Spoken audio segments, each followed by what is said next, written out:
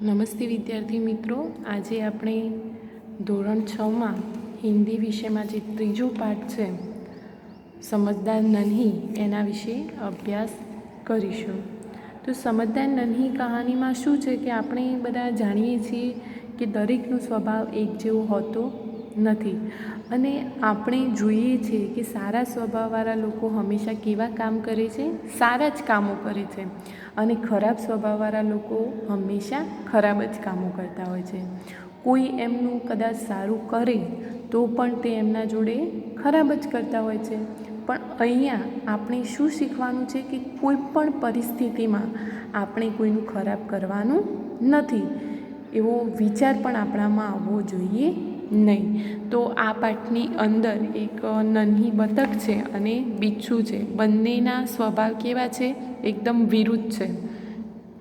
તો બંનેની વચ્ચે શું થાય છે એ આપણે જોઈએ. આ અંડરલાઇન કરેલા શબ્દ છે એ હું તમને કહીશ એનો અર્થ, અને પાછળથી ફોટો પાડી અને ગ્રુપમાં સેન્ડ કરીશ, જે તમારે નોટબુકમાં લખવાના રહેશે. नन्ही बतख तट पर आई तो उसने देखा कि एक बिच्छू दलदल में फंसा है. नन्ही नन्ही यानी कि छोटी बतख, यहाँ पर बतख का नाम है. तट तट यानी कि किनारा. बिच्छू डंक मारने वाला एक जंतु जिन्हें विंची कहिए थे आपने. दलदल यानी जिसमें खड़े होने पर पाँव अंदर घसता चला जाए ऐसी गीली जमीन. तो अहिया एवो प्रश्न आवशे कि नन्ही कौन थी? नन्ही एक बतक थी. तो आ बतक किनारे आवे छे अने जोवे छे कि एक बिच्छू, एक वींછી दलदलમાં ફસ્યો હતો. કાદવ આપણે કહીએ છીએ ને કે જેમાં પગ ફસતો જ જાય. અહીંયા એવો પણ પ્રશ્ન આવશે કે बिच्छू कहाँ फंसा था? तो बिच्छू दलदल में फंसा था. बिच्छू ने नन्ही से प्रार्थना की. प्रार्थना यानी कि विनती. विनती करी, बहन मुझे बचा लो. नन्ही को उस पर दया आ गई. उसने बिच्छू को दलदल से उठाकर सूखे स्थान पर रख दिया. અહીંયા જે बिच्छू છે એ દલદલમાં ફસાઈ ગયો હતો એટલે એ નન્હીને વિનંતી કરે છે કે મને બચાવ. એટલે નન્હીને એના ઉપર દયા આવી જાય છે અને એ બિચ્છુને દલદલમાંથી બહાર ઉઠાવી અને જે સૂકી જગ્યા હતી એના ઉપર મૂકે છે. बिच्छू को शैतानी सूझी. शैतानी यानी कि शरारत. હવે જુઓ, બિચ્છુનો સ્વભાવ તો કેવો છે? નન્હી કરતાં એકદમ વિરુદ્ધ છે. ડંક મારવો એનો સ્વભાવ છે. उसने नन्ही को डंक मार दिया. એની શરારત સૂજી અને એને નન્હી જે બતક હતી એને ડંક મારી દીધું. डंक यानी कि बिच्छू का जहरीला कांटा जो उसकी पूंछ में होता है. नन्ही पीड़ा से तड़प उठी. पीड़ा तड़पना यानी कि व्याकुल होना. उसने बिच्छू से पूछा, क्यों भाई तुमने मुझे डंक क्यों मारा? बिच्छू लापरवाही से बोला, क्या करूं, डंक मारना मेरा स्वभाव है. स्वभाव यानी कि आदत, प्रकृति. હવે જુઓ, અહીંયા નન્હીએ તો બિચ્છુને મુસીબતમાંથી બહાર કાઢ્યો હતો, દલદલમાંથી બહાર કાઢ્યો હતો, છતાં પણ બિચ્છુ એને શું કરે છે? ડંક મારે છે. અને ડંક મારે છે એટલે નન્હી શું કહે છે? મેં તો તારી જાન બચાવી, તો પછી તે મને ડંક કેમ માર્યો? એટલે बिच्छू શું કહે છે? ડંક મારના મેરા સ્વભાવ હે. ડંક મારવો મારો સ્વભાવ છે. હું શું કરું? દરેક વ્યક્તિના સ્વભાવ કેવા હોય? અલગ જ હોય. તો અહીંયા જે બિચ્છુ છે એની ખરાબ આદત છે ડંક મારવાની. આપણી જોડે કોઈ સારું કરે તો આપણે એની સાથે ખરાબ કરાય ના કરાય, આપણે એની સાથે સારું વર્તન જ કરવું પડે. નન્હી બોલી, तुम यह गंदी आदत छोड़ दो, नहीं तो कोई मुसीबत में तुम्हारी रक्षा नहीं करेगा. नन्ही શું કહે છે કે તારી આ ગંદી આદત છે એને તું છોડી દે, નહીં તો જ્યારે પણ મુસીબત એટલે સંકટ જ્યારે પણ તું સંકટમાં હોઈશ ત્યારે કોઈ તારી રક્ષા કરશે नहीं। અહીંયા એવો પણ પ્રશ્ન આવશે कि जब बिच्छू ने नन्ही को डंक मारा तब नन्ही ने क्या कहा?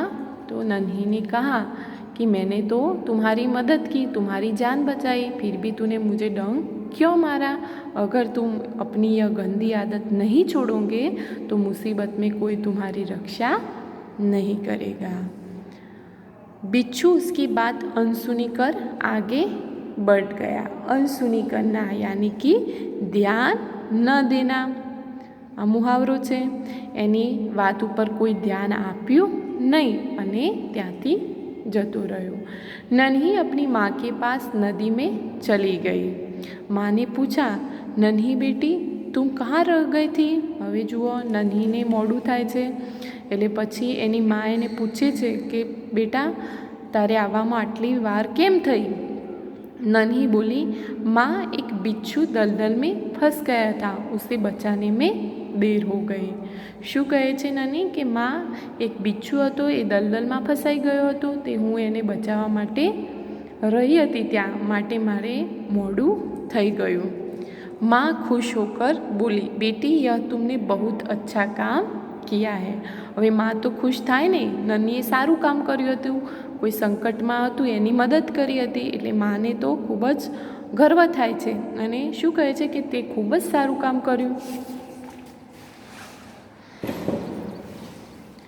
नन्ही बोली, लेकिन बदले में उसने मुझे डंक मार दिया। પછી નન્હી શું કહે છે એની માને કે પરંતુ મેં એની જાન તો બચાવી પણ એને તો મને બદલામાં ડંક માર્યો। माँ बोली, बिच्छू अपनी गंदी आदत का गुलाम है। माँ ने नन्ही को बिच्छू के बारे में क्या बताया? अंडरलाइन करूँ छूँ, ये तमारे याद राखवानुं छे, तमारे पण अंडरलाइन करवानी छे कि शुं कह्युं कि बिच्छू अपनी गंदी आदत का गुलाम है। बिच्छू पोतानी जे आ गंदी आदत छे एनो गुलाम छे। तू एने गमे एटली वार मदद करीश पण ए एनी गंदी आदत छोड़शे नहीं। तुम उसे चाहे कितनी बार बचाओ वह बार बार डंक मारता रहेगा। શું કહે છે? તું ગમે એટલી વાર એને બચાવીશ, એ વારે ઘડીએ એ તને ડંક મારતો રહેશે। नन्ही बोली, माँ मैं उसकी गंदी आदत छुड़ाकर रहूँगी। જુઓ નન્હી શું નિર્ણય લે છે કે આ જે એની ગંદી આદત છે એ હું છોડાવીને જ જંપીશ। कुछ दिन बाद बिच्छू के प्राण पुनः संकट में पड़ गए।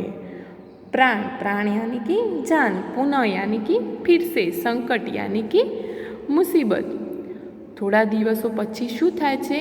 बिच्छूनो जीव फरीथी संकटमां एटले के मुसीबतमां पड़े छे। इस बार वह पानी की धारा में जा गिरा और डूबने उतारने लगा। धारा एटले प्रवाह। जे बीजी वार जुओ अहींया प्रश्न आवशे कि दूसरी बार बिच्छू कौन से संकट में पड़ा? तो दूसरी बार बिच्छू पानी की धारा में जा गिरा। धारा यानी कि प्रवाह, पानीनो जे प्रवाह हतो एमां बिच्छू फसाई जाय छे। मौत सामने देखकर बिच्छू को नन्ही की याद आई। हवे मौत सामे આવ્યું એટલે એને કોની યાદ આવે છે? નન્હીની, કારણ કે પહેલી વાર જ્યારે દલદલમાં ફસાયો હતો ત્યારે પણ નન્હીએ એની મદદ કરી હતી અને એની જાનને બચાવી હતી। તો આ વખતે પણ એને કોની યાદ આવે છે? નન્હીની। वह नन्ही को पुकारने लगा। पुकारना यानी कि बुलाना। એ નન્હીને બોલાવા लाग्यो। नन्ही ने उसकी करुण पुकार सुन ली। करुण यानी दुख भरी, एनी दुख भरी पुकार अवाज एने सांभળી લીધો। वह झपट कर बिच्छू के पास आ गई। ये फटाफट बिच्छूनी पासे આવી જાય છે। આપણે તો કેવું કરીએ, પહેલી વાર કોઈ આપણને આપણો આભાર વ્યક્ત ના કરે, તમે કોઈનું સારું કર્યું હોય અને એને કોઈ કદર ના થાય તો આપણે બીજી વાર એની જોડે જઈએ ના જઈએ। પણ અહીંયા જુઓ નાની બતક છે પણ એનો સ્વભાવ જુઓ તમે કેવો છે, એ બીજી વાર પણ બિચ્છુની પાસે જાય છે। सहसा ही उसके मन में विचार आया। सहसा એટલે अचानक એના મનમાં વિચાર આવ્યો, अब मैं इस गंदे स्वभाव वाले बिच्छू को नहीं बचाऊँ। एक क्षण માટે તો શું થાય છે કે આ ગંદા સ્વભાવવાળા બિચ્છુને હવે હું બચાવીશ નહીં। बिच्छू गिड़गिड़ाने लगा। गिड़गिड़ाना यानी कि विनंती करना। એ વિનંતી કરવા લાગે છે, બહન मुझ पर दया करो। नन्ही का मन डोल गया। मन डोलना यानी कि विचार बदलना। आ जे बिच्छू हतो ए पीड़ामां तड़पतो हतो ए जोई अने नन्हीनुं जे मन हतुं ए डोली गयुं, एटले के एनो विचार बदलाई गयो। पहेलो शुं विचार हतो कि आने हूँ बचावीश नहीं, अने पछी एने एना उपर दया आवी जाय छे। उसने सोचा हो सकता है इसने अपनी गंदी आदत छोड़ दी हो। जो फरीथी संकटमां पड्युं छे बिच्छू, एटले एने शुं लागे छे कि हवे तो आने एनी गंदी आदत छोड़ी दीधी हशे। नन्ही ने बिच्छू को दोबारा जीवनदान दिया। जीवनदान देना यानी कि मरने से बचा लेना। फरीथी ए मौतनी शरणे हतो पण नन्ही एने बचावी ले छे, एक नवुं जीवन आपे छे। बिच्छू अपने स्वभाव के अनुसार उसे डंक मारने के लिए आगे बढ़ा। पाछो स्वभाव हतो एनो केवो हतो, डंक मारवानो। ए तो हजू गयो नथी, ए तो पाछो डंक मारवा माटे आगळ आवे छे। विचारो, बीजी वार पण नन्हीए एनी जान बचावी छे, पण हजू ए एनो स्वभाव जे छे एने बदल्यो नथी। नन्ही उसका इरादा समझ गई। वो मुस्कुराकर बोली, बिच्छू भाई ठिठक क्यों गए, डंक मारो। ठिठकना यानी कि रुकना। शुं कहे छे, बिच्छू भाई केम तमे रोकाई गया, डंक मारो मने, हूँ तमारो इरादो जे छे एने समझी गई छूँ।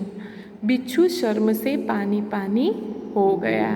शर्म से पानी पानी होना यानी कि बहुत लज्जित होना। एने खूब ज शरम आवे छे ए समय, एने अंदरथी एवी गिल्टी फील थाय छे कि खरेखर बीजी वार पण आने मारी जान बचावी छे अने हूँ एने मारवा जई रह्यो छूं, तो आवो पछतावो एना मनमा थाय छे अने एने खूब ज शर्म आवे छे, खूब ज शरम आवे छे।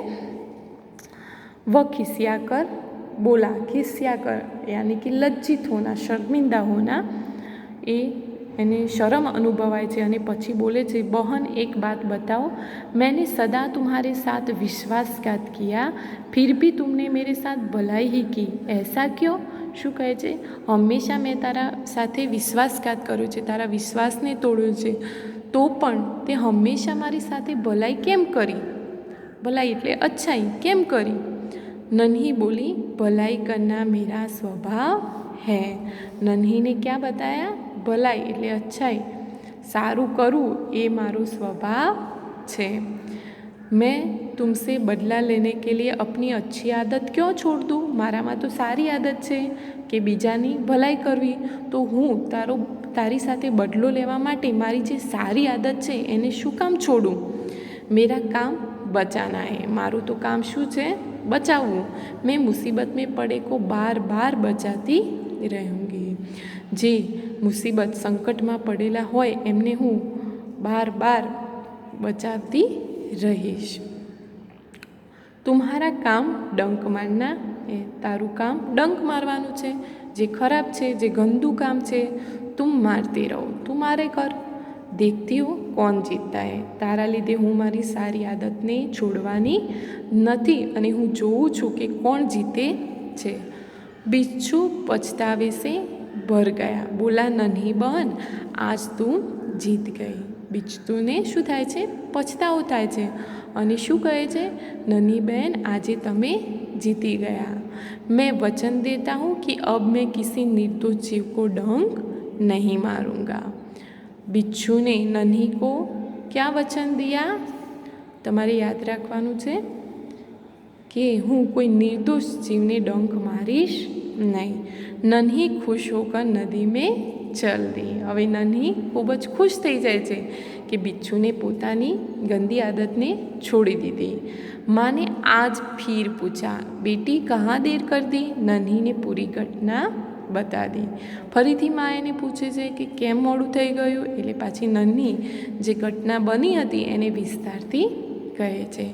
माँ प्यार से बोली, प्यारी समझदार नन्ही, भले लोग अपनी बार बार की भलाई से इसी तरह बुरे लोगों को भला बनाने की राह दिखाते हैं।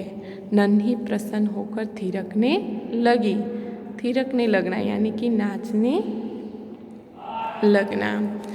माँ शू कहे छे, मारी प्यारी समझदार नन्ही, खूब ज समझू छे नन्ही, भले लोको आ रीते बार बार भलाई करी अने आवा खराब जे लोको छे एमने सारा बनवानी राह दिखावे छे, रस्तो बतावे छे। त्यारे नन्ही प्रसन्न एटले के खुश थई अने नाचवा लागे छे।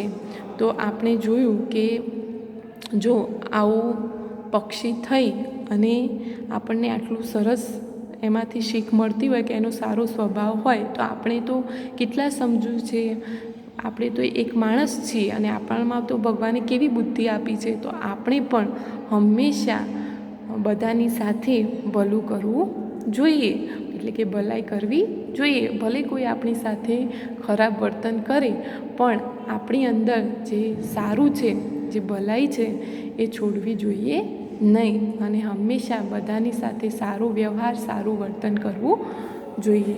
તમારે આ શબ્દાર્થ લખવાના છે અને સ્વાધ્યાય પોથીમાં જે પ્રશ્નો આપેલા છે એ પણ તમારે લખવાના રહેશે। Thank you.